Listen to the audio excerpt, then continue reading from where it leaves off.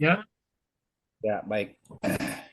Bismillahirrahmanirrahim. Assalamualaikum warahmatullahi wabarakatuh. Alhamdulillahirabbil alamin wassalatu wassalamu ala asrofil anbiya'i wal mursalin wa ala alihi washabbihi ajmain. Asyhadu an la ilaha illallah wa asyhadu anna Muhammadan abduhu wa rasuluh.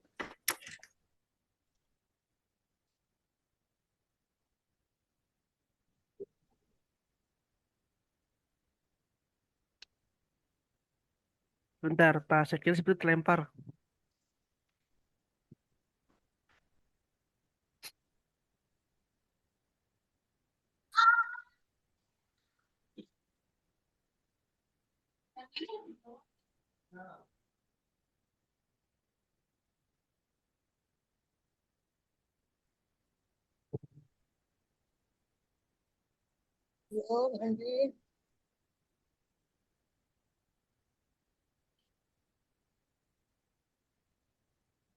Baik.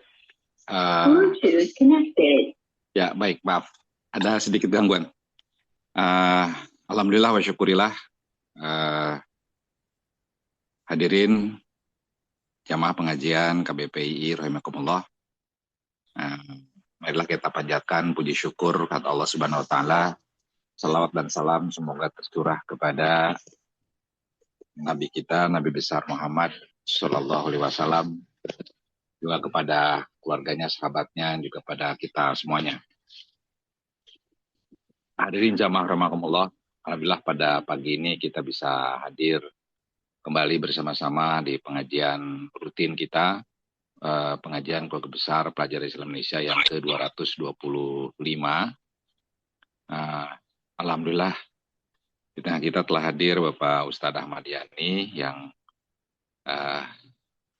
rutin memberikan nasihat bimbingan kepada kita, yang insya Allah topik material atau topik materi yang akan disampaikan oleh beliau pada pagi ini adalah terkait dengan puasa saum Ramadan yang sebentar lagi juga akan hadir menjadi tamu agung kita semua kaum muslimin muslimat. Sebelum memulai, tentu kita berikan panjat doa ya. Yang pertama untuk saudara kita Pak SKJ yang saat ini sedang sakit di rumah sakit. Mudah-mudahan beliau segera disembuhkan. Mari kita membaca suratul Al-Fatihah. Al-Hadiniyah walikuniyatin sholih wabarakatuh. Al-Fatihah. A'udzubillahi minasyaitonirrajim. Bismillahirrahmanirrahim. Alhamdulillahirrahmanirrahim. Yaumiddin. Iyyaka na'budu wa iyyaka nasta'in. Ihdinas siratal mustaqim. Siratal ladzina an'amta 'alaihim ghairil maghdubi 'alaihim waladdallin. Amin. Juga di minggu-minggu ini ada beberapa saudara kita di lingkungan keluarga besar yang meninggal. Ya, di antaranya saudara kita Salman, mantan Sekjen PBPI, ada istrinya Bang Berbudi, juga keluarga besar yang lain yang diterima kabar kita meninggal. Mudah-mudahan almarhumah diterima iman Islamnya. Kita doakan bersama-sama, Allahumma ighfir lahum warhamhum wa'afi wa'fu anhum wa'akrim nuzulahum wa'afi. Alhamdulillah, semoga almarhumah diterima iman Islamnya. Hadirin jamaah rahimakumullah, untuk mengawali atau untuk memulai kegiatan pengajian ini, saya persilahkan kepada Pak Ustadz Ahmad Yani untuk mengawali. Dipersilakan Ustadz. Assalamualaikum warahmatullahi wabarakatuh. Alhamdulillahi rabbil alamin.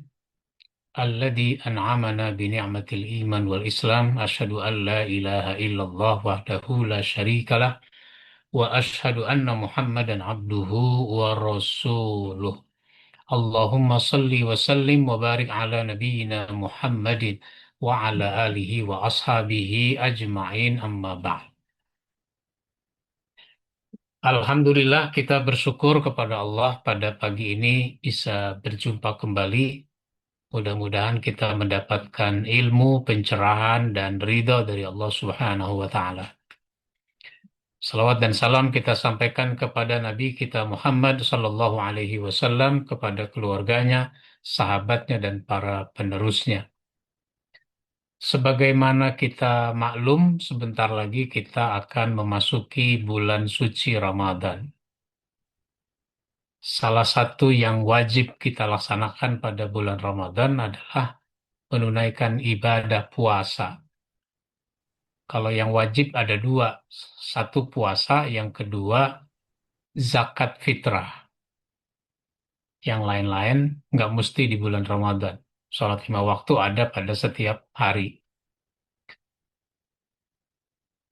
Dalam kaitan dengan ibadah Ramadan, khususnya puasa, sebagaimana kita sudah hafal ayatnya, Allah berfirman, A'udzubillahi minasyaitonirrajim, Ya ayyuhalladzina amanu kutiba alaikumusiyam. Hai orang beriman, diwajibkan atas kamu berpuasa. Kama kutiba alal ladzina min qablikum. Sebagaimana puasa sudah diwajibkan atas orang-orang sebelum kamu, la'allakum tattaqun, supaya kamu bertakwa. Oleh karenanya, pada kesempatan ini saya ingin menyampaikan tentang puasa generasi terdahulu. Karena di dalam ayat ini disebutkan kama kutiba alal ladzina min qablikum. Sebagaimana puasa sudah diwajibkan atas orang sebelum kamu. Itu artinya ibadah puasa bukan ibadah yang baru pada masa Nabi Muhammad. Jauh sebelum Nabi Muhammad sudah ada kewajiban berpuasa. Begitu juga dengan sholat. Sholat juga sudah ada sejak dulu. Sholat 5 waktu yang baru ada pada waktu Isra dan Mi'raj. Sebelum itu, sholat sudah ada.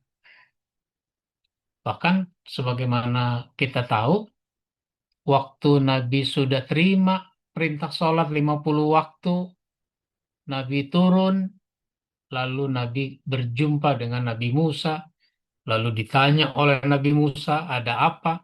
Kata Nabi, ada kewajiban sholat 50 waktu. Nabi Musa terkejut dan dia minta agar Nabi Muhammad kembali lagi kepada Allah untuk minta dikurangi. Kenapa? Karena umat saya saja tidak mampu bersolat 50 waktu. Itu artinya pada masa Nabi Musa, sholat bisa jadi memang 50 waktu. Maka dalam konteks puasa, kalau kita banding-bandingkan puasa kita dengan puasa generasi terdahulu, puasa kita tidak seberat generasi terdahulu itu. Misalnya, pertama, setidaknya ini ada ada 3 perbedaan. Ada 3 perbedaan antara puasa kita zaman sekarang dengan puasa umat terdahulu, bahkan itu terjadi pada awal-awal Nabi berpuasa.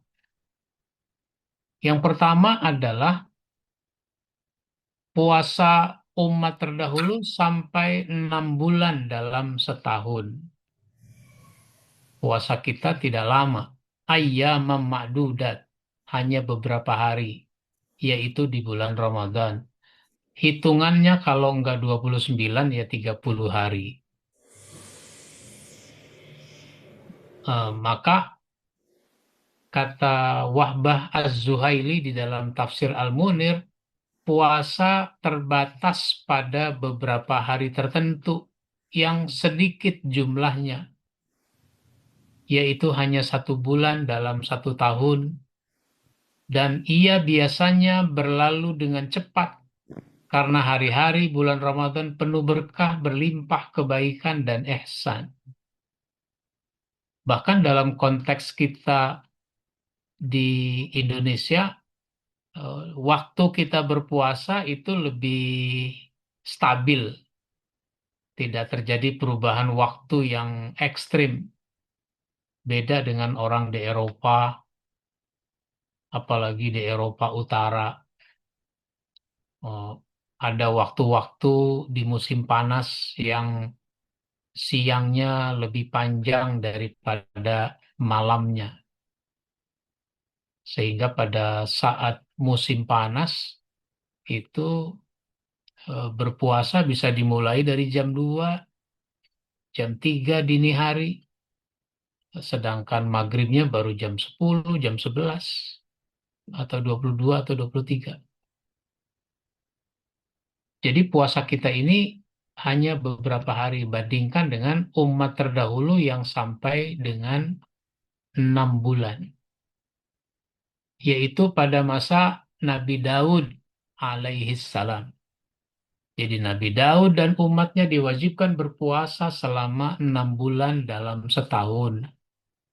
6 bulan dalam setahun ini tidak dari bulan 1 sampai bulan 6, atau tidak dari bulan 7 sampai bulan 12, tapi sepanjang tahun. Ada musim hujan, ada musim panas, ada musim dingin, dan seterusnya. Sehingga bentuk puasanya adalah sehari puasa, sehari tidak.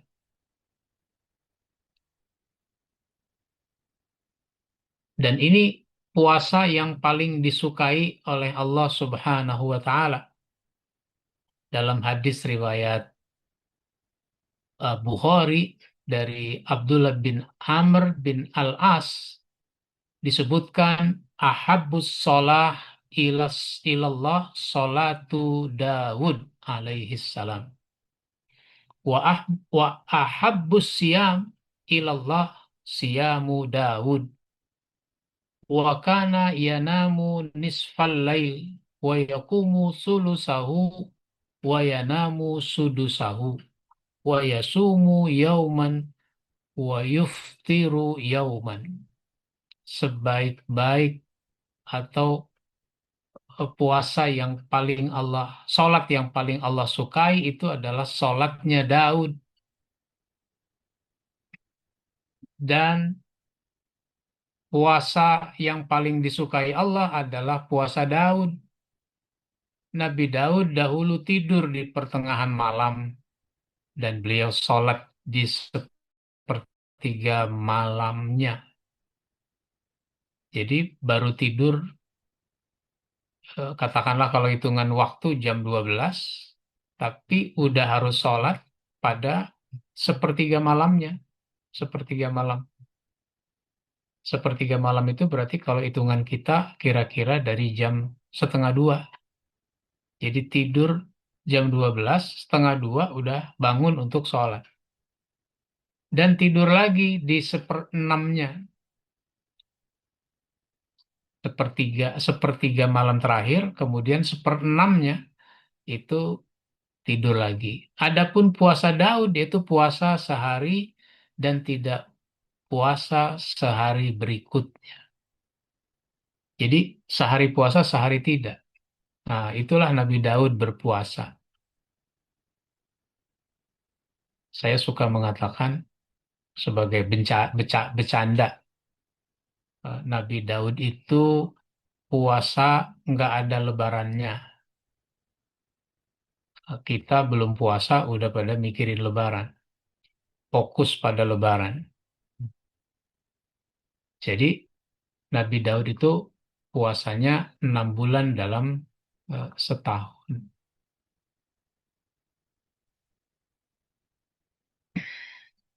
Kemudian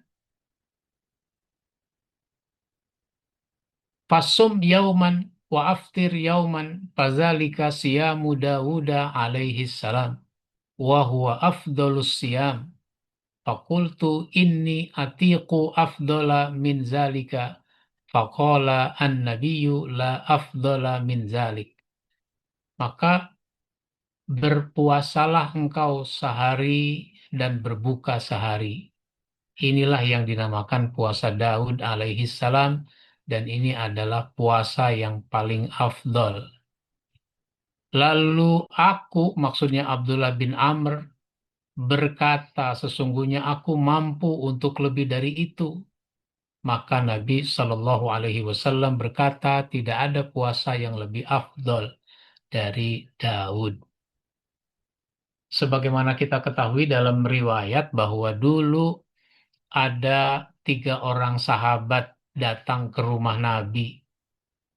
Ternyata Nabi tidak ada di rumah, yang ada Aisyah. Mereka minta dijelaskan bagaimana ibadahnya Nabi. Kata Aisyah, kalian juga sudah tahu. Ya, engkau ini kan hidup bersama Nabi. Bisa jadi ada yang belum kami ketahui apa yang biasa beliau lakukan.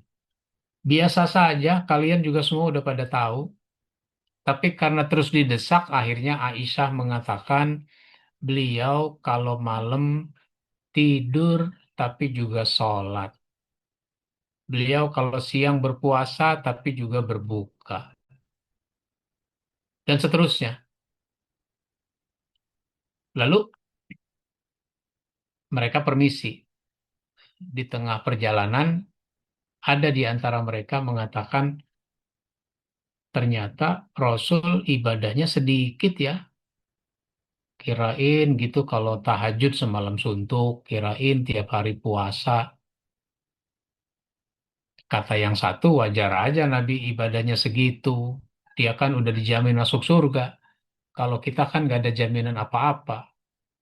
Maka ibadah kita harus lebih banyak dari ibadah Nabi. Kata yang satu lagi, masa iya begitu? Daripada kita diskusi yang kita tidak paham, berdebat, lebih baik kita cari Nabi. Nanti baru kita tanya. Nah, lalu mereka mencari Nabi, ketemu, kemudian mereka mengatakan, ya Rasul, kami tadi baru dari rumah engkau, engkau tidak ada. Ada apa?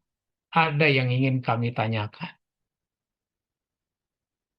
Kami ini, kata yang satu, ingin menjadi orang yang hubungan kami dekat dengan Allah, makanya kami ingin tahajud semalam suntuk, nggak mau tidur.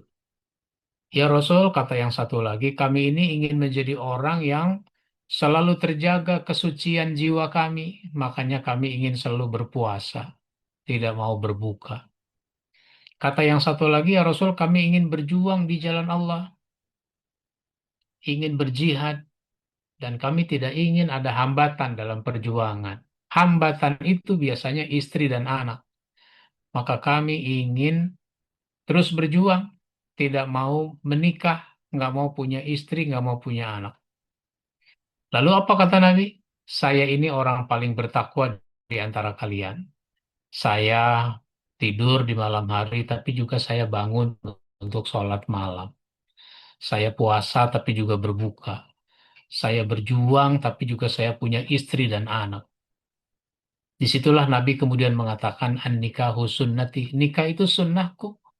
Faman raghiba an sunnati falaysa minni. Siapa tidak suka dengan sunnahku, maka dia bukan golonganku.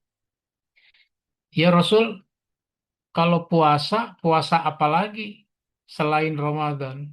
Ya kalau kamu mau puasa bisa, yaitu 3 hari di pertengahan bulan. Kami sanggup lebih dari itu. Ada lagi nggak? Kata Nabi, ada. Kalau begitu kamu puasa Senin dan Kamis. Kalau tadi 3 hari, Senin Kamis jadi 8 hari. Ya Rasul, kami sanggup lebih dari itu. Ya kalau begitu kamu puasa aja seperti puasanya Nabi Daud. Sehari puasa, sehari tidak. Lalu kata sahabat itu, kami sanggup lebih dari itu. Ada lagi puasa yang lebih dari itu? Oh, tidak ada. Sehingga kata Nabi, wa huwa afdolus siyam. Puasa Daud itu adalah puasa yang paling afdol. Jadi ini sebuah contoh penjelasan bagaimana dulu para umat Nabi Daud itu berpuasa sampai 6 bulan dalam setahun. Ini yang pertama. Yang kedua, dulu orang berpuasa itu juga tidak boleh melakukan hubungan suami istri meskipun pada malam hari. apalagi kalau sudah tidur. Jadi tidak boleh ada hubungan suami istri. Makanya ketika memasuki Ramadan, para sahabat sudah mulai jaga jarak dengan istrinya. Suatu ketika Umar bin Khattab lupa sehingga dia menggauli istrinya. Dia bersenggama dengan istrinya. Ini lupanya berdua. Lupa sendiri-sendiri mestinya. Suami lupa, istri ngingetin. Istri lupa, suami mengingatkan. Ini dua-duanya lupa. Sehingga mereka melakukan hubungan suami istri. Sesudah melakukan hubungan suami istri baru menyadari, baru ingat kalau ini sebenarnya tidak boleh. Lalu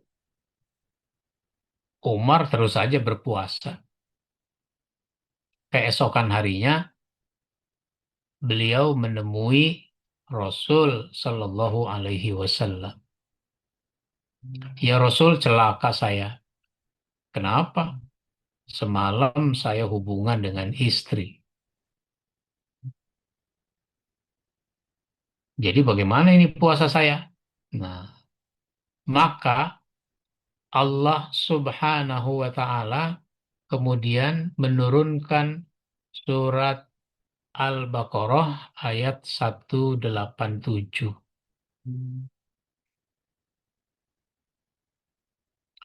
Uhilla lakum lailatas siyamir rafasu ila nisaikum. Hunna libasul lakum wa antum libasul lahun. Alimallahu annakum kuntum takhtanuna anfusakum fataba alaikum wa'afa ankum fal'ana bashiruhunna wabtaghu ma kataballahu lakum. Itu ayat yang turun terkait dengan Umar bin Khattab. Dihalalkan bagi kamu pada malam hari bulan puasa bercampur dengan istri-istrimu. Mereka pakaian bagi kamu, kamu juga pakaian bagi mereka.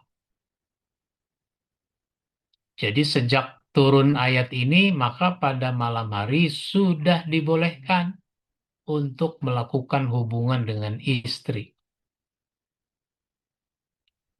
Bisa jadi ada yang berkata dalam hati, waduh, untung Umar nanya. Coba kalau Umar nggak nanya. Bisa terus-terusan nggak boleh. Nah, begitu. Jadi dihalalkan sejak itu hubungan dengan istri pada malam hari. Meskipun begitu ternyata masih ada juga sahabat yang melanggar. Sehingga sahabat itu melakukan hubungan dengan istrinya pada siang hari. Namun sesudah dia melakukan kesalahan itu, tidak diam-diam. Orang salah itu tidak diam-diam.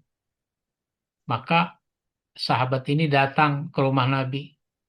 Lalu bertanya, ya Rasul, celaka saya.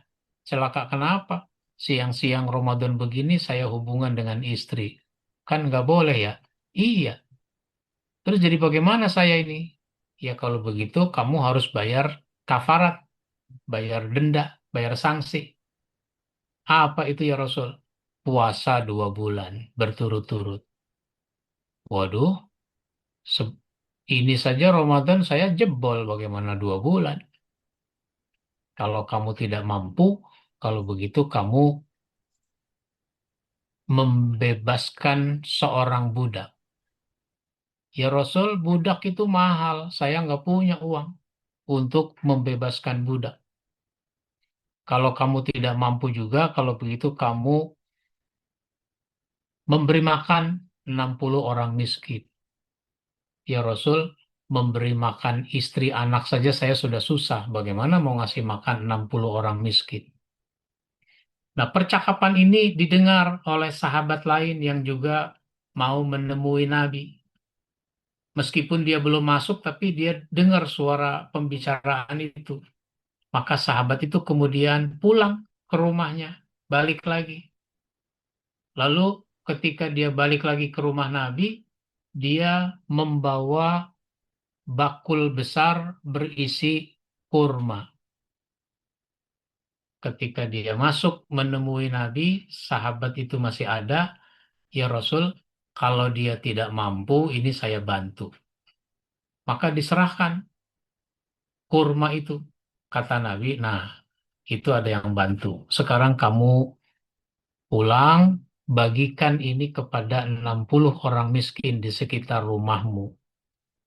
Sahabat itu masih berkata, ya Rasul, mau ngasih siapa lagi? Di kampung sayalah yang paling miskin. Rasul tertawa sampai gigi gerahamnya kelihatan.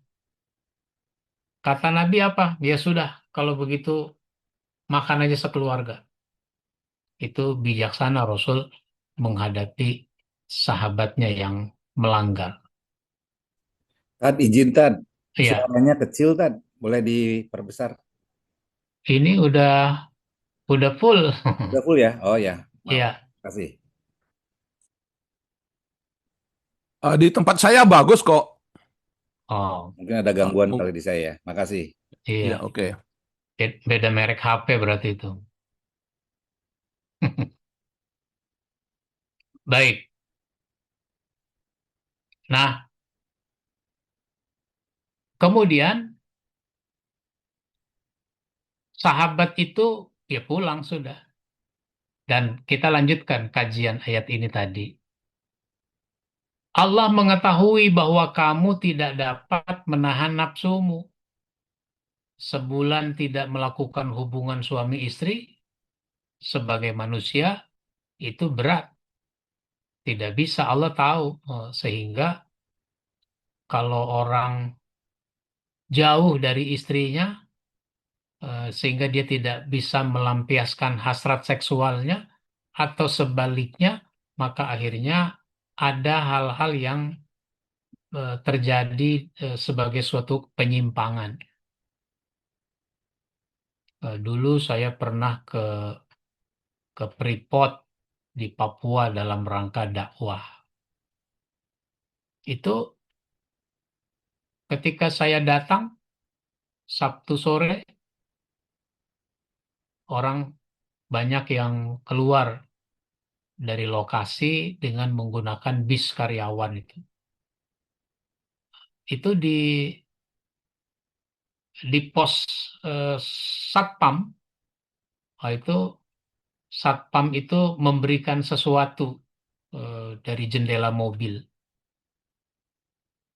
Saya nanya sama yang menjemput saya, itu satpam itu ngasih-ngasih apa ya kepada penumpang di dalam mobil itu lewat jendela. Itu kata, oh itu dibagiin kondom Pak Ustadz. Nah, ini kalau hari Sabtu sore mereka pada keluar dari lokasi, nah itu ke tempat pelacuran. Jadi Allah tahu kamu tidak mampu menahan nafsumu. Karena itu Allah mengampuni kamu dan memberi maaf kepadamu. Maka sekarang campurilah mereka dan carilah apa yang ditetapkan Allah untukmu. Jadi yang ditetapkan Allah itu adalah kalau hubungan seksual ya kepada istri. Supaya orang jadi istri akad nikah dulu. Akad nikah pun akad nikah yang sah. Dan kepada orang yang memang dibolehkan kita menikah. Karena ada orang yang kita tidak boleh menikah dengannya. Yang disebut mahram. Ibu, kakak perempuan, adik perempuan, kemudian bibi, dan sebagainya. Itu keluarga. Anak, cucu, dan seterusnya. Lalu ada wanita yang kita tidak boleh menikah dengannya untuk sementara. Kalau yang tadi itu selamanya. Ibu, nenek, bibi, dan seterusnya itu tadi. Itu selamanya nggak boleh menikah. Sekarang ini kan ada komunitas yang disebut dengan hubungan sedarah. Jadi melakukan hubungan seksual dengan adiknya, dengan kakaknya, hubungan seksual dengan anaknya, kan ada bapak menzinahi anaknya, hubungan seksual dengan anak tirinya, nah itu nggak dibenarkan semua. Ada yang tidak bolehnya itu sementara. Nggak boleh kamu menikah dengan wanita itu sementara. Siapa itu sementara? Ipar. Nggak boleh menikah dengan ipar. Ini masih istri, tapi adiknya dinikahi atau kakaknya dinikahi. Tidak boleh. Nah, kecuali kalau istri sudah dicerai atau istri sudah meninggal, lalu dia menikah dengan adiknya istri, dengan ipar. Nah, itu boleh. Dengan kakaknya juga boleh. Kalau dengan kakaknya, kalau dengan adiknya itu namanya turun ranjang, ya kalau dengan kakaknya namanya naik ranjang. Nah, ada lagi yang tidak boleh untuk sementara. Siapa itu? Yaitu janda yang masih masa iddah. Sesudah dia dicerai atau sesudah suaminya meninggal, maka orang tidak boleh menikah dengan janda itu sampai berakhir masa iddahnya. Jangankan menikah, ngelamar juga nggak boleh. Jangankan ngelamar, ngomong-ngomong ke arah itu juga nggak boleh. Bu, ibu kan sekarang janda, saya kan duda. Ini baru sebulan dia jadi janda. Nanti kalau ibu sudah habis masa iddahnya, saya ngelamar ya, jangan terima yang lain. Oh, nggak boleh ngomong begitu. Begitu ya. Jadi kalau orang sudah jadi janda tapi masih masa iddah saja belum boleh dinikahi, apalagi kalau statusnya masih istri, dia menggat dari rumah suaminya, dia menikah dengan laki-laki lain. Jadi Allah paham, Allah tahu tentu saja bahwa manusia tidak mampu menahan hasrat seksualnya. Maka sekarang campuri, silakan lakukan hubungan dengan istri. Nah, itu kasus yang pertama dalam kaitan ini di dalam ayat eh, 187. Kemudian ada kasus lain. Kasus lain itu adalah bahwa dulu orang puasa itu tidak sahur. Puasa selain tidak boleh hubungan suami istri juga tidak boleh sahur. Tidak ada sahur. Khususnya ketika orang sudah tidur. Jadi kalau orang sudah tidur, bangunnya itu udah puasa. Dan itu berlaku di awal-awal Nabi dan para sahabat berpuasa. Nah, waktu itu ada kasus seorang sahabat namanya Qais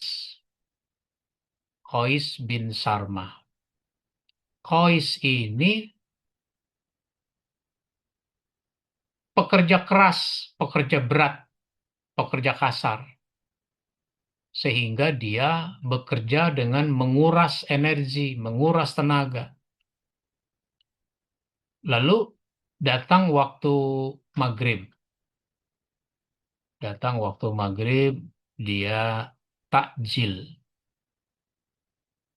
Takjil itu artinya segera, yaitu menyegerakan berbuka puasa. Kenapa menyegerakan berbuka puasa? Kenapa berbuka disegerakan? Karena sudah waktunya. Jadi kalau sudah waktunya, apa saja itu harus disegerakan. Nah, begitu. Waktunya bayar utang, ya bayar segera, jangan ditunda-tunda. Apa yang harus segera kita lakukan, lakukan segera. Jangan ditunda. Itulah pelajaran dari takjil. Jadi takjil itu bukannya makanan. Seorang ibu sore-sore keluar dari rumahnya. Lalu ada yang bertanya, Bu, mau kemana? Mau beli takjil. Nah, takjil bukan makanan. Nah, ya takjil itu kan biasanya sekedarnya. Minum segelas, makan kurma 3, udah pergi ke masjid, sholat maghrib. Cuma kan kita kadang-kadang buka puasa serba 3, air segelas, bahkan 3 gelas, kurma 3, lontong 3, nah, bakwan 3, kue putu 3, serba 3 jadinya. Apalagi buka puasa di masjid, makanannya banyak.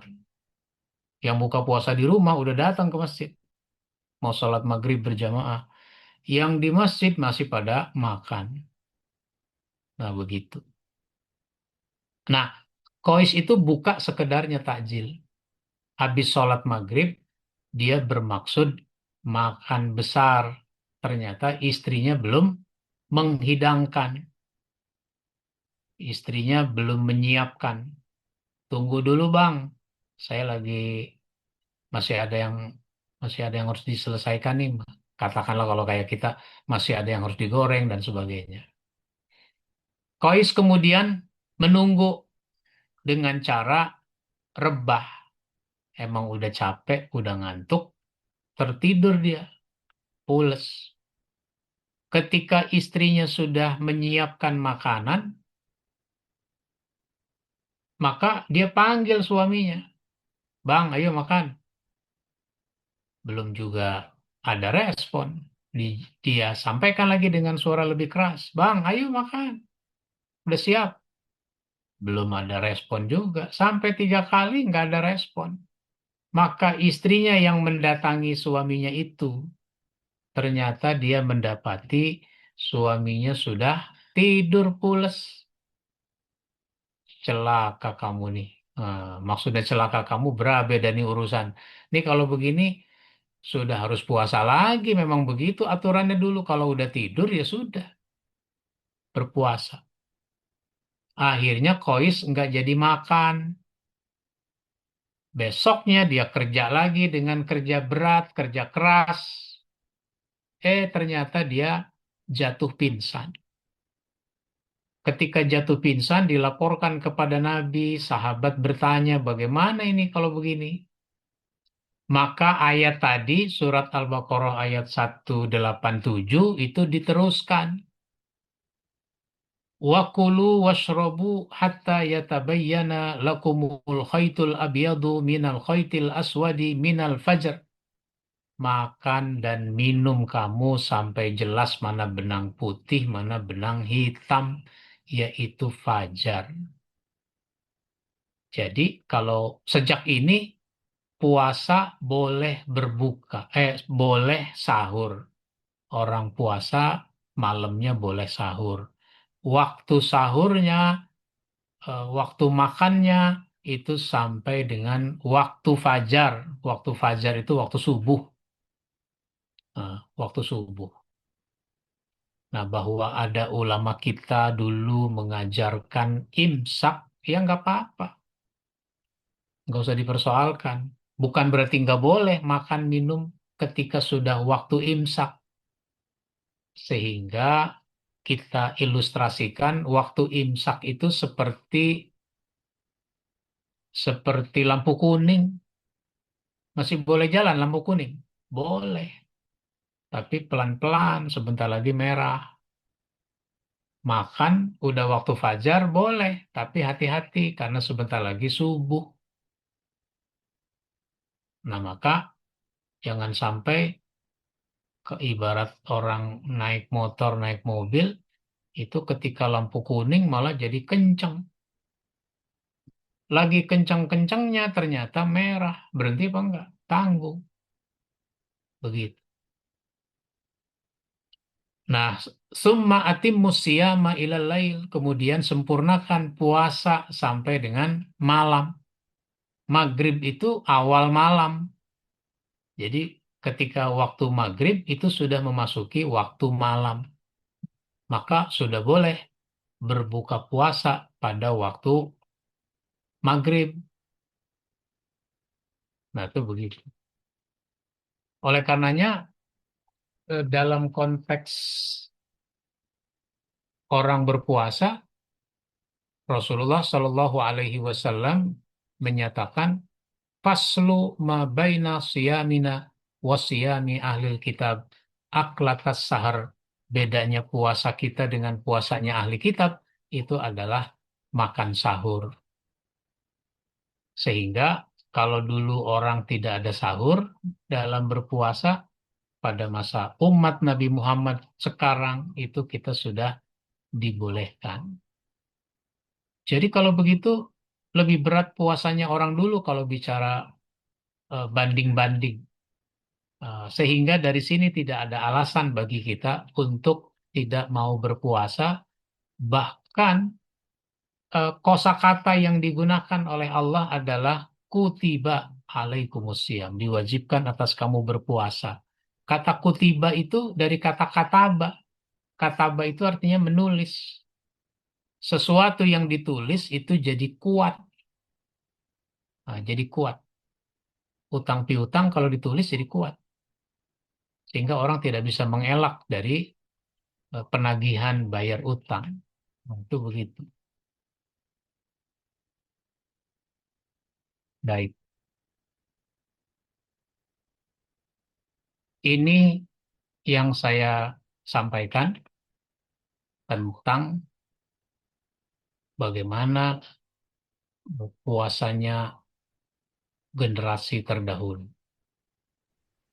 Baik, saya persilahkan. Mungkin ada tanggapan, ada pertanyaan.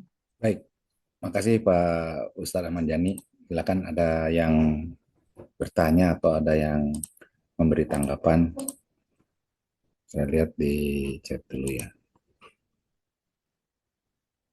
Oh ya, belum ada. Silakan, mungkin ada pertanyaan.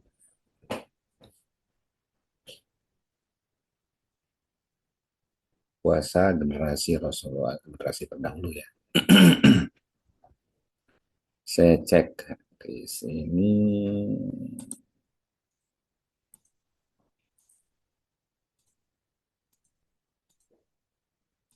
Ya, ada Kanda Yunda.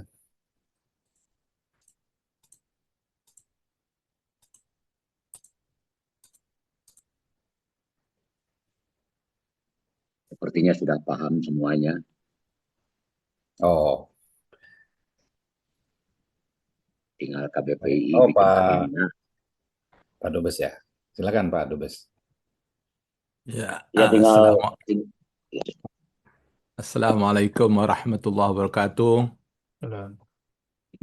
Suara saya bisa didengar? Ya, Ya, Sudah jelas. luar biasa. Terima kasih Ustadz Yani. Paparannya memberikan inspirasi kepada kita betapa hukum Islam itu sangat bijak ya, sangat manusiawi begitu. Nah ini kan kita bisa menerapkan dalam hal yang lain ya. Mungkin yang perlu kita tanyakan. Nah, wah, ini ada yang bocor ini, bisa mengganggu ini, Bu Erni Endayani. Ya, nah artinya memang saya ingin menanyakan soal aqlaniyah, rasionalitas hukum apa itu Islam itu ya. Walaupun ini dalam skop yang kecil yaitu puasa, tapi sebetulnya karakter dan corak hukum Islam itu sama sebetulnya, yaitu sesuai dengan kemampuan manusia. La yukallifullahu nafsan illa wus'aha. Sehingga disitulah mungkin kita perlu menggunakan ijtihad akal ya. Karena kita kan tidak hidup ini kan selalu berubah ya. Tapi ada sesuatu yang sifatnya qat'i, yang tidak bisa berubah ya, yang prinsip ya. Sehingga memang umat Islam ini perlu dibekali oleh karakter hukum Islam supaya dia bisa eh, menyikapi sesuatu pada saat tertentu ya. Karena kan kita tidak bisa terus-menerus ya bertanya kepada Rasulullah ya. Akhirnya karena suatu saat pada saat Rasulullah tidak ada terus bertanya kepada siapa lagi. Itu pernah juga kasus itu ditanyakan kepada Rasulullah dan kemudian Rasulullah menanyakan balik. Kalau ada begini-begini ya kalau ada engkau ya kita tanya kepada Rasulullah karena Rasulullah itu maksum, tidak mungkin salah. Tapi bagaimana kalau Rasulullah sudah tidak ada sementara kami menghadapi berbagai masalah hukum gitu kan? Maka Rasulullah bertanya balik itu. Nah, terus apa yang kamu lakukan? Ya, saya tanya kepada kitabullah, kepada Al-Quran. Nah, kalau ternyata Al-Quran itu tidak bisa memberikan jawaban yang pasti ya, karena yang diatur Al-Quran itu yang pokok-pokok ya, yang inti-inti.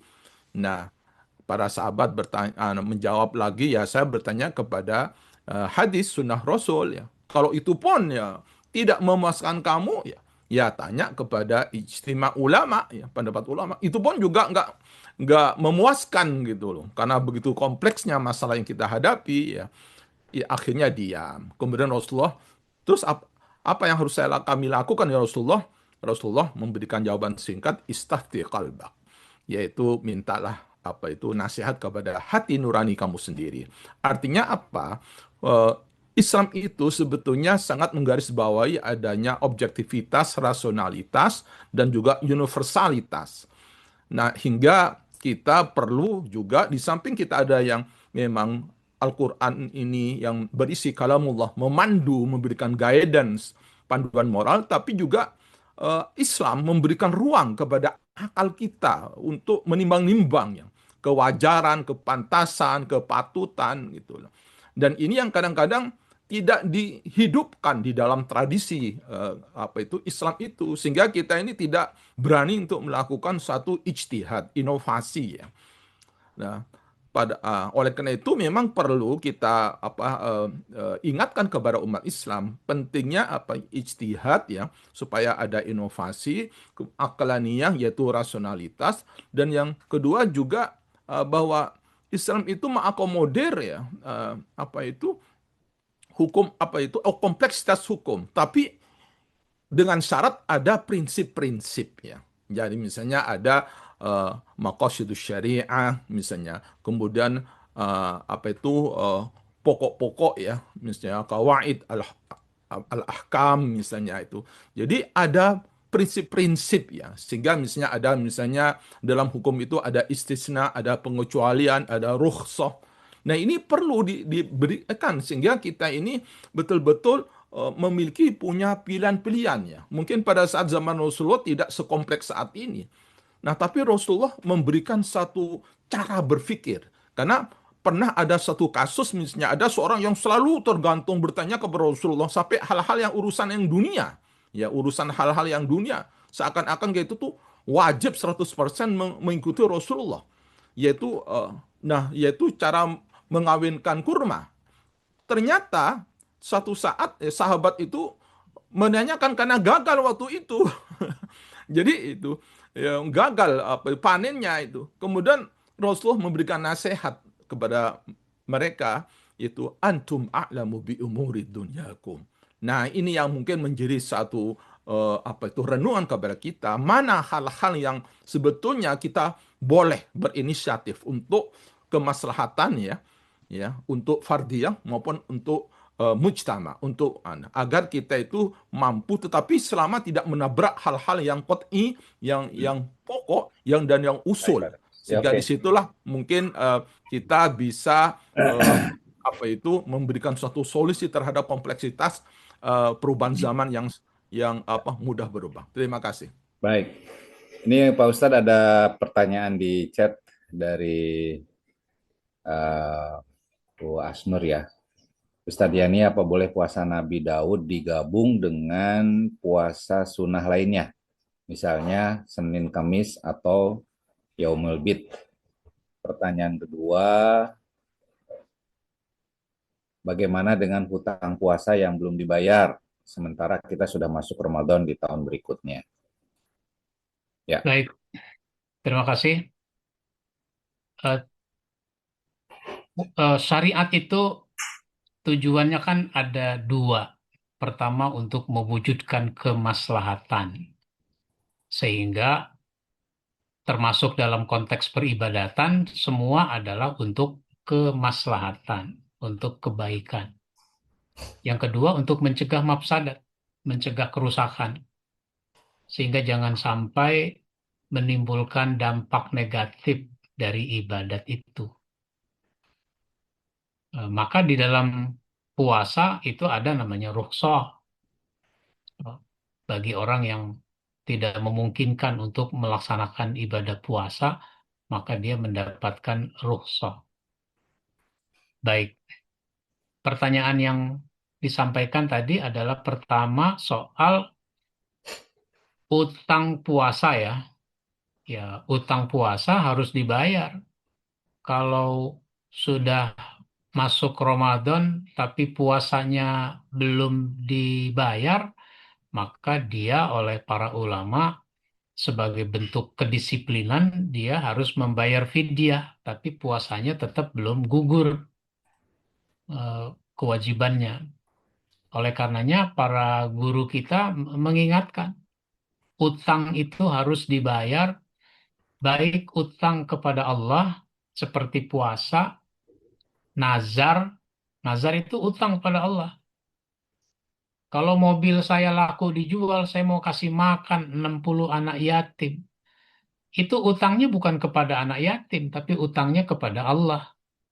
Maka orang harus membayar utangnya, termasuk puasa. Begitu juga utang materi kepada orang lain. Apa tadi yang kedua pertanyaannya? eh, tentang eh, ini puasa Nabi Daud Oh digabung ya, dengan puasa sunnah. ya itu kan sebuah tingkatan, kata Nabi tadi. Kalau kamu mau puasa yang lain selain Ramadan, ya 3 hari tiap bulan. Kemudian Senin, Kemis. Sehingga kalau orang Senin Kemis lalu bertepatan dengan puasa 3 hari, ya dia bukan tidak boleh. Niatnya mau tetap aja Senin Kemis. Karena puasa 3 hari itu sudah terlampaui. Begitu pula dengan puasa Daud. Sehingga tidak terkesan nanti jadi puasa tiap hari. Begitu. Jadi kalau orang sudah puasa Daud, ya sudah, nggak usah puasa Senin Kemis, nggak ada masalah. Begitu. Kalau atau barusan saya lihat ada puasa, utang puasa karena saya lihat lagi ya. Kalau puasa tapi tidak sholat, Nah, itu. puasanya berpahala apa tidak? Ya puasanya mah tetap ada pahalanya, namanya orang beriman. Tapi orang tidak sholat itu kan dosanya sangat besar. Seandainya antara puasa dengan pahala puasa dengan pahala, pahala meninggalkan sholat, itu bisa jadi nggak nutup gitu. Karenanya bagaimana mungkin orang puasa tapi tidak sholat? Bagaimana mungkin orang sholat tapi tidak puasa? Karena ini sesuatu yang tidak boleh dipisah-pisah. Bagaimana dengan hutang puasa yang belum dibayar sementara kita sudah masuk Ramadan? Tadi udah dijawab ya. Eh, Bayar aja fidyah untuk yang belum dibayar, tapi tetap dia punya utang puasa yang harus dibayar sesudah sesudah Idul Fitri. Ada Raisen Iya. Zahrawi. Ya mungkin Raisen dulu ya. Nanti lihat lagi di situ. Silakan, Mbak. Oke. Assalamualaikum warahmatullahi wabarakatuh. Waalaikumsalam. Alhamdulillah pagi ini kita masih bisa ya silaturahim melalui Zoom dan barokah dari Allah dicurahkan pada kita. Terkait dengan masalah siam atau puasa, saya sekitar tahun 80-an ini menghadapi masalah dalam awal berkeluarga. Kebetulan ada pendaftaran guru SD yang waktu itu sudah mulai merebak kalau nggak pakai uang sulit diterima. Alhamdulillah energi puasa dan energi sholat malam ini membuahkan hasil. Saya tes itu ya diterima tanpa apa-apa dan dapat diterima walaupun cuma guru SD begitu loh. Ini anugerah. Namun sayangnya saya itu setelah usia lanjut ini kak ya agak sulit untuk berpuasa seperti dulu. Dulu puasa Senin, Kamis, mungkin juga 13, 14, 15 per bulan dan seterusnya. Nah sekarang bagaimana kita bisa bersama salat jama'i ini semacam menginternalisasikan siam bahkan sholatnya agar nanti menjadi daya kita untuk hidup yang barokah. Terlebih juga bagaimana sholat dan puasa itu nanti bisa memberikan energi kita wujudkan sakinah mawadah warohmah. Harapan kita sama, nanti kita untuk bisa husnul khotimah kan gitu ya Ustadz. Nah oleh karena itu vitalitas dari sholat dan puasa ini sangat-sangatlah terasa. Nah, monggo Ustadz bagaimana agar nanti kita umat Islam, umat beriman ini betul-betul bisa ada internalisasi sholat, ada internalisasi puasa dalam hidup kehidupan.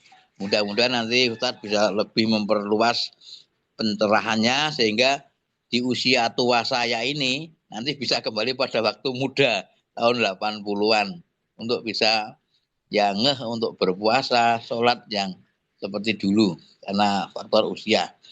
Terima kasih Ustadz, mudah-mudahan yang muda bisa tua, yang tua bisa awet tua, sehat, manfaat dunia akhirat. Terima kasih. Assalamualaikum warahmatullahi wabarakatuh. Waalaikumsalam warahmatullahi Terima kasih wabarakatuh. Mbak Jarwi Ya, selalu hadir ya. Oke, silakan. kalau kita kembali hukum bahwa puasa Senin Kemis, puasa Daud, 3 hari di pertengahan bulan, kedudukan hukumnya kan sunat. Ya. Maka kalau orang tidak berpuasa Senin Kemis, ya nggak apa-apa kalau dia tidak memungkinkan untuk berpuasa. Jadi jangan merasa berdosa. Sayang, padahal dulu waktu masih muda saya rajin puasa Senin Kemis. Sekarang kenapa jadi berat? Ya karena kondisi fisik misalnya dia menjadi berat. Jadi nggak ada masalah dari segi hukum. Kan orang menambah pahala bisa dari jalur lain, bisa dari cara lain. Banyak peluang-peluang beramal soleh yang orang bisa lakukan, baik dari sisi peribadatan maupun dari sisi sosial, dari sisi keilmuan. Sehingga poin-poin pahala itu bisa diambil dari berbagai jalur.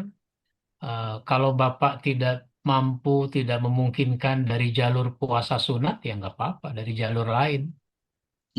Uh, karena ada ibadah yang memang menuntut fisik.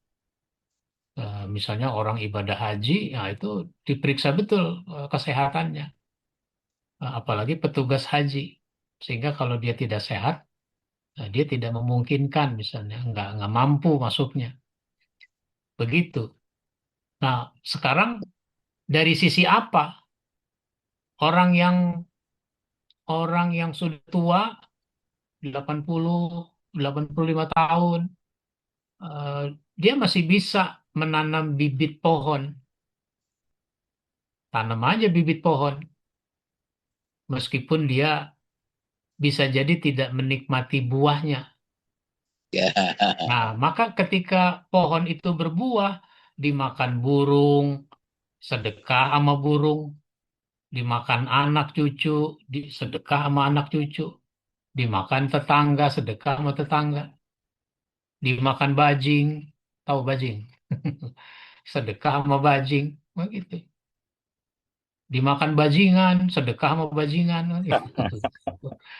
Nah, itu begitu. Jadi menanam bibit pohon itu sedekah, sehingga kata Nabi kalau kamu punya bibit yang mau ditanam ada di tanganmu dan kamu tahu besok hari kiamat, seandainya kamu tahu besok hari kiamat, tanam.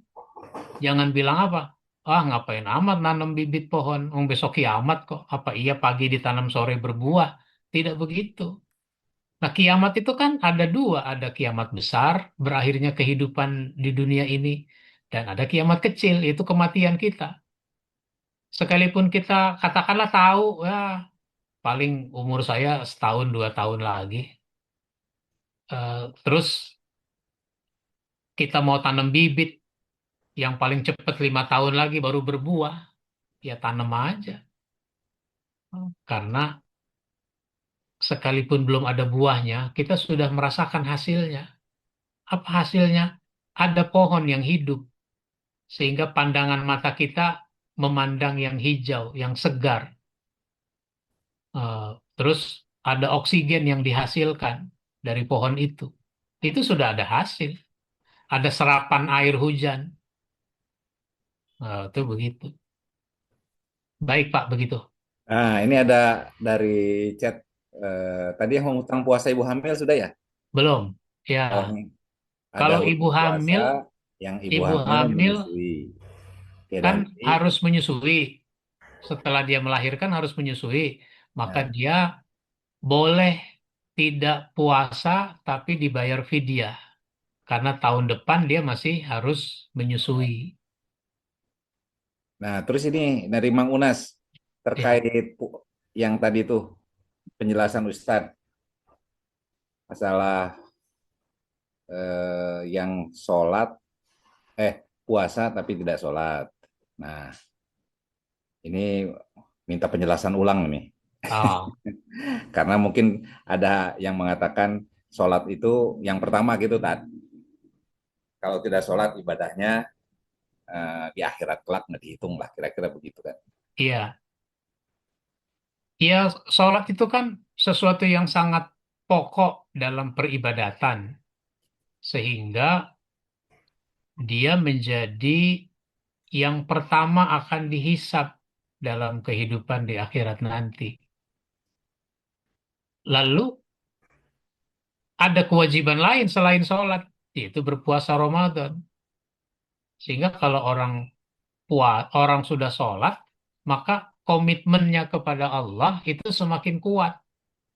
Karena komitmennya semakin kuat, maka perintah puasa juga dia laksanakan. Bukan sholat tapi tidak puasa, atau puasa tapi tidak sholat. Karena ini mendidik kita menjadi orang-orang yang komitmen. Seluruh peribadatan di dalam Islam itu mendidik kita untuk jadi orang yang komitmen kepada Allah dengan segala ketentuannya. Haji meskipun sekali, itu kan mabrurnya sampai mati. Sehingga saya menulis buku Mabrur sampai mati. Bukan cuma seminggu 2 minggu sepulang dari haji, tapi terbawa sampai mati. Makanya kewajibannya cuma sekali dalam seumur hidup. Itu ibadah harus memberi pengaruh yang sampai mencapai kematian. Nah, oleh karenanya, kalau orang puasa tapi tidak sholat, itu namanya tidak berhasil puasanya.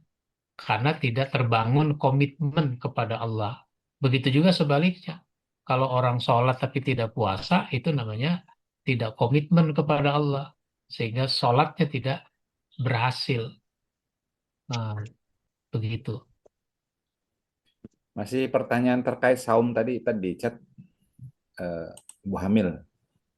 Hutang puasa bagi ibu yang hamil, menyusui, tiada henti hingga sekian belas tahun bagaimana? Ya, Ini maksudnya tiada hentinya apa itu? Ini maksudnya hamilnya sambung sambung menyusui, Oh, lalu hamil lagi tahun depan gitu, hamil begitu lagi, maksudnya. tahun depan Nah hamil gitu. lagi. Sampai belasan tahun. Ya nggak apa-apa dia bayar fidyah terus. Emang lagi kondisinya tidak memungkinkan. Hmm. Jangan terus, oh kalau begitu biar supaya nggak puasa kita hamil aja lah. Jadi seandainya memang dia hamil sampai belasan tahun, ya dia boleh tidak berpuasa kalau tidak memungkinkan eh, dengan cara bayar fidyah. Itu kembali kepada kondisi fisik masing-masing orang. Ada orang hamil tapi mampu dia berpuasa, terutama hamil tua ya. Kalau hamil muda sekalipun mampu jangan karena terkait dengan janinnya. Tapi kalau hamil udah 7 bulan, 8 bulan itu bisa dia berpuasa kalau kondisinya memungkinkan. Sedangkan sesudah itu dia menyusui. Sehingga pada saat dia menyusui, dia pun sebagusnya malah tidak Ya, oke. tidak berpuasa. Meskipun sekarang orang sudah berkreasi. Ibu-ibu sekarang itu yang muda-muda udah berkreasi. Bagaimana? Itu air susunya udah dia peres. Dia peres, dimasukkan ke dalam botol, kemudian disimpan di kulkas. Sehingga dia bisa berpuasa tanpa menyusui. Eh, tapi menyusuinya dari susu susu ibu juga karena sudah disimpan. Sekarang kan ibu-ibu muda yang bekerja tapi dia harus menyusui, dia menggunakan cara itu. Air susunya diperes, kemudian disimpan sehingga nanti pada saat dia pergi, bayinya masih bisa disusui dengan susu ibu. Nah, itu begitu. Baik. Ya, Eh, Mungkin masih ada beberapa pertanyaan yang terkait, mudah-mudahan, tapi intinya ini satu yang menarik, menjadi sebuah ilmu, pengetahuan, dan motivasi. Oh, ini Yunda mungkin memperjelas ya. Silakan Yunda. Assalamualaikum warahmatullahi wabarakatuh. Salam. Ustadz, tentang tadi fidyah, iya benar, saya sudah bayar fidyah. Saya termasuk hamil menyusui yang sambung menyambung dan kondisinya tidak memungkinkan untuk saya nyimpan ASI malamnya atau siangnya harus puasa. Dan saya fidyah udah saya lakukan. Pertanyaannya, apa tetap harus kodok puasa? iya. Tidak kodok puasa karena sudah dibayar dengan fidyah buat orang yang tidak memungkinkan. Yang kodok itu kalau dia sakit misalnya atau yang safar yang tidak memungkinkan dia berpuasa, eh, maka dia kodok pada waktu lain. Kalau orang hamil terus menyusui, dia nggak usah bayar kodok, maka dia cukup bayar fidyah. Fidyah itu Saya pernah, memberi makan seorang miskin dari 1 hari tidak berpuasa. Ya iya, gimana Yunda? iya, saya pernah, akhirnya saya mengikuti mazhab Syafi'i, saya kodok, tapi kondisinya waktu mengkodok itu karena sekian hari saya terus mengkodok gitu. Akhirnya saya kayak kayak nggak tahan, kayak nyerah gitu, ngerasa berhari-hari sampai sekian bulan saya kodok. Lalu saya bilang ke Allah, ngeluh, ya Allah, saya ngerasa berat, harus sekian hari, sekian bulan saya kodok. Lalu besoknya Allah ngasih saya surprise.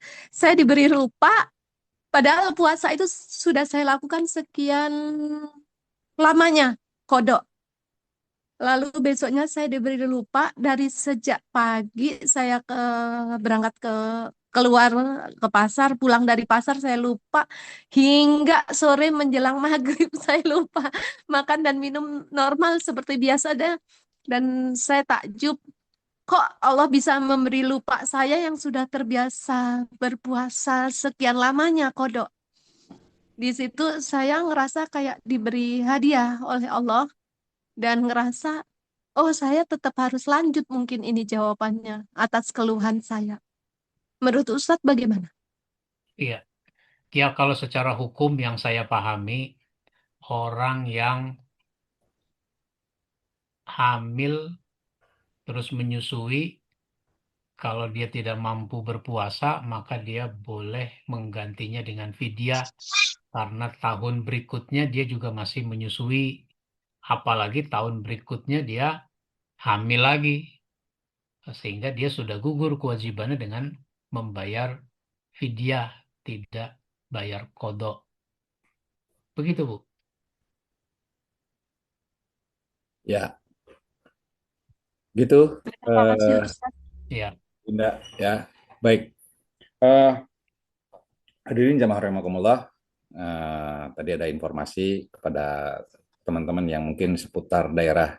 Ini ada informasi tadi Salman kan tadi saya sampaikan meninggal jam 8 dimakamkan. Bagi teman-teman yang berdekatan di daerah itu yang ingin hadir dipersilahkan. Jam 8 dimakamkan di Batu Jajar. Hadirin jamaah rahimakumullah. Mungkin Ustadz closing statement. baik. Semua kita perlu mempersiapkan diri, harus mempersiapkan diri eh, untuk memasuki bulan Ramadan yang kurang lebih sekitar 2 pekan lagi.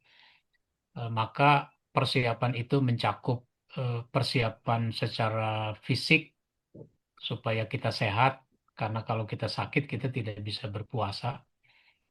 Dan ibadah lain di bulan Ramadan seperti taraweh juga harus ditopang dengan fisik yang sehat. Yang kedua, persiapan dari sisi pemahaman, sehingga apa yang harus kita pahami berkaitan dengan puasa, baik dari sisi fikih ketentuan maupun dari sisi hikmahnya, itu juga harus kita ulangi kembali mempelajarinya, sehingga apa yang saya sampaikan ini menjadi salah satu bagian dari upaya mengulang, mengingat kembali apa yang harus kita pahami berkaitan dengan ibadah puasa. Saya kira begitu, mudah-mudahan bermanfaat. Mohon maaf bila ada hal yang kurang berkenan. Wassalamualaikum warahmatullahi wabarakatuh. Baik, terima kasih. Hadirin jamaah rahimakumullah. Marilah kita akhiri pengajian Jumat pagi yang rutin dilakukan oleh KBPI dengan membaca doa akhir majlis. Subhanakallahumma bihamdika asyhadu an la ilaha illa anta astaghfiruka wa atubu ilaik. Assalamualaikum warahmatullahi wabarakatuh.